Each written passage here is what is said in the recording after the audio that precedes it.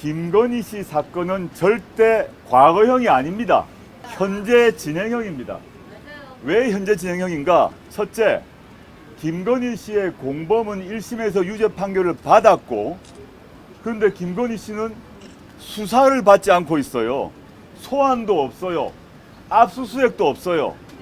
그런데 검찰 보고서에 따르면 김건희 씨와 김건희 씨의 어머니, 즉 윤석열 대통령의 장모인 최은순 씨가 합해서 23억 원의 수익을 얻었다고 적혀 있습니다. 근데 안 부르질 않고 있으니까 기소도 안 되고, 기소가 안 되니까 유죄 판결 받질 않죠. 근데 공범은 이미 유죄 판결 받았기 때문에 공소시효가 정지됐어요. 지금까지 수사를 아예 진행하지 않고 있기 때문에 우리가 모르고 있을 뿐입니다. 현재형이고, 두 번째, 양평고속도로 아시죠? 네. 양평고속도로가 갑자기 휘었지 않습니까? 네. 양평고속도로 정도의 그 끝 마지막 종착지가 휘려면 청문회를 보통 해야 됩니다. 네.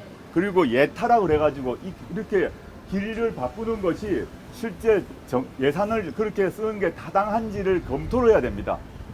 이런 것이 제대로 되지 않은 상태에서 갑자기 길이 휘었는데, 이게 길을 휘었을 때 첫째 왜 휘었을까가 의문스럽겠죠. 원희룡! 김건희가 까다로워서 그래요. 김건희 씨의 친정이 있는 친정 일가들이 갖고 있는 땅이 여러 개가 있는 바로 거기로 길이 바뀌었지 않습니까? 네. 그 양평고속도로가 휘게 됨으로써 얻는 수익, 그 수익을 얻는 사람은 거의 대부분 김건희 씨 일가입니다. 그러면 왜 이유가 하나 있겠죠. 왜 윤석열 대통령께서 장모님께 고속도로 하나 깔아드리자 라고 한 게 아닐까 의심이 듭니다. 안 그렇다면, 그렇지 않다면 고속도로가 갑자기 휘려면 양평군청과 군위에서 결정을 해야 되고, 국토교통부에서 결정을 해야 되고, 이 다 연동되어 있습니다. 그런 것들이 갑자기 사라지고 고속도로가 휘었는데 종착점을 보니 김건희 씨 친정집입니다. 친정집 땅이 있는 곳입니다. 범죄 혐의가 의심될 수밖에 없죠. 만약에 양평고속도로의 끝이 휘었는데 그 끝에 이재명 민주당 대표님의 부인인 김혜경 여사의 땅이 거기에 있었다. 압수수색을 몇 번 했겠습니까? 거기에 김정숙 여사의 땅이 많이 있었다. 압수수색 몇 번 했겠습니까? 200번! 이러니 절대 현재형이란 거죠. 김건희 씨 문제는 과거형이 아니고, 주가 조작 문제도 현재형이고, 윤석열 대통령 취임 후에 벌어지고 있는 양평 문제도 진행형이고, 그 다음에 디올백은 말할 것도 없죠. 우리가 다 봤습니다. 디올백 받는 거. 그게 어떻게 과거형입니까? 과거형이 아니라 현재 진행형이라는 것이고, 그래서 이번 선거와 관련해서 4월 10일에 만약에 국민의힘이 대승을 하면 저는 검찰이 바로 모두 무혐의 처분할 거라 봅니다.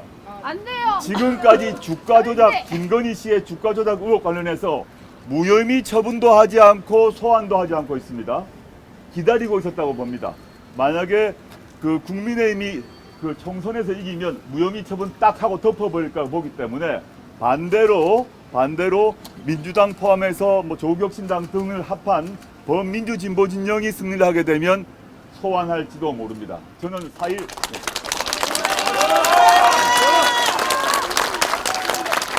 10일 총선에서 조국혁신당이 이기고 목표한 바를 거두고 또 민주당도 큰 의석을 차지하게 되면 검찰은 그때부터 눈치를 볼 것입니다. 이거 어떻게 해야 되지?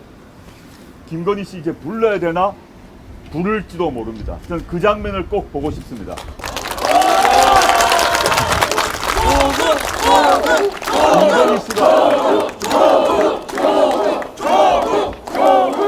김건희 씨가 서울중앙지검에 출석해서 조사를 받고, 23억의 수익을 받은 김건희 씨가 조사를 받고, 디올백을 받은 김건희 씨가 수사를 중앙지검에서 받고 법정에 출석하는 모습을 보는 것은 우리나라에서 극단적인 좌파, 진보 이런 사람들이 원하는 게 아닙니다. 우리 대한민국을 살아가는 보통의 평균 시민, 진보 보수 뭐 중도 좌파 우파 관계없어요. 정상적인 사고를 하는 평균적인 보통 시민, 우리나라를 사랑하는 애국 시민이라면 이 정도의 일을 범한 사람이라면 수사받고 기소당해서 재판받고 그게 정상인 거죠.